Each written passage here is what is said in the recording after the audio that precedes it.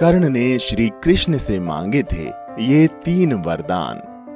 दोस्तों, आपका स्वागत है हमारे चैनल समय चक्र में।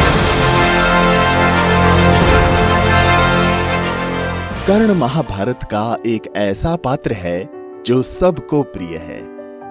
आज के आलेख में हम कुछ ऐसा बताएंगे जिसे करने का साहस कर्ण के अतिरिक्त और किसी में भी नहीं था। कर्ण वध। महाभारत में जब कर्ण के रथ का पहिया धरती में फंस गया, तब अर्जुन के पास अच्छा अवसर था कर्ण का वध करने का, परंतु कर्ण ने अर्जुन को रोक दिया क्योंकि वो उस समय निहत्था था। वो अपने रथ का पहिया धरती से निकालने में व्यस्त था। अर्जुन कर्ण की बात सुनकर रुक गया। तब भगवान कृष्ण ने अर्जुन से पूछा, हे पार्थ, तुम रुक क्यों गए? बाण चलाओ। अर्जुन ने कहा कि निहत्थे योद्धा पर आक्रमण करना युद्ध के नियम के विरुद्ध है। भगवान कृष्ण ने अर्जुन को स्मरण कराया, जब अभिमन्यु बिना किसी अस्त्र शस्त्र के अकेला ही युद्ध कर रहा था, तब क्या उसके मस्तिष्क में एक बार भी युद्ध नियम का विचार आया? साथ ही भगवान ने कौरवों द्वारा द्रौपदी का अपमान भी स्मरण कराया। अर्जुन को ये सब याद करके बहुत क्रोध आया और उसने कर्ण पर बाण चला दिया। कर्ण की परीक्षा। उसके बाद कृष्ण एक ब्राह्मण का रूप धारण कर उसके पास गए और कहा कि हे कर्ण, मैंने सुना है कि आप महादानी हैं और दान करने से कभी पीछे नहीं हटते। मैं निर्धन ब्राह्मण हूं और आपसे दान मांगने आया हूं। उसने ब्राह्मण से कहा कि मेरे पास अभी आपको देने के लिए कुछ नहीं है। मैं अपनी मृत्यु की प्रतीक्षा कर रहा हूं। ऐसे समय में मैं आपको क्या दे सकता हूं?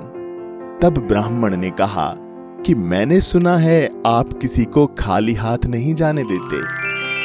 तब अचानक कर्ण को अपना स्वर्ण दंत याद आया। उसने एक पत्थर से अपने दांत को तोड़कर ब्राह्मण को दान में दे दिया। ब्राह्मण ने कहा कि ये दांत आपके मुख से निकला है, अतः ये जूठा है और अपनी जूठन एक ब्राह्मण को देना धर्म के विरुद्ध है। तब जीवन और मृत्यु के मध्य में जूझते हुए उसने एक तीर धरती की ओर छोड़ा और वहां से गंगा बहने लगी। उसने गंगा जल से उस दांत की शुद्धि की और ब्राह्मण को दान में दे दिया। कर्ण को मिला वरदान। तब भगवान कृष्ण ने अपना स्वरूप कर्ण को दिखाया और प्रसन्न होकर कहा कि तुम मृत्यु के समय भी अपना धर्म नहीं भूले। तुमसे बड़ा दानी न कोई हुआ है और न ही कभी होगा। भगवान ने कर्ण से वरदान मांगने के लिए कहा। ब्राह्मण रूप में स्वयं परमात्मा थे और मृत्यु के समय उसकी परीक्षा ले रहे थे। ये देख कर्ण चौंक गया। तब कर्ण ने भगवान कृष्ण से अपनी मृत्यु के समय 3 वरदान मांगे। पहला वरदान, अगले जन्म में उसके वर्ग के लोगों के साथ न्याय हो, क्योंकि सूत दंपत्ति ने उसका पालन पोषण किया था, इसलिए उसे शूद्र श्रेणी का मानकर उसके साथ बहुत बार छल हुआ और उसका अपमान किया गया।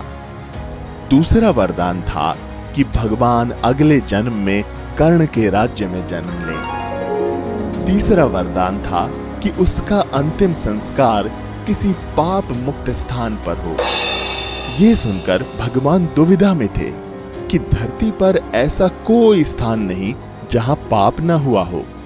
इसलिए भगवान ने कर्ण का अंतिम संस्कार अपने हाथों पर किया और इस कारण मृत्यु के पश्चात कर्ण को वैकुंठ धाम प्राप्त हुआ।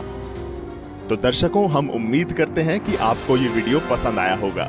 जाने से पहले हमारे इस वीडियो को लाइक और शेयर करना न भूलें। इसी तरह की और ज्ञानवर्धक वीडियोस देखने के लिए हमारे चैनल समय चक्र को सब्सक्राइब जरूर करें। धन्यवाद।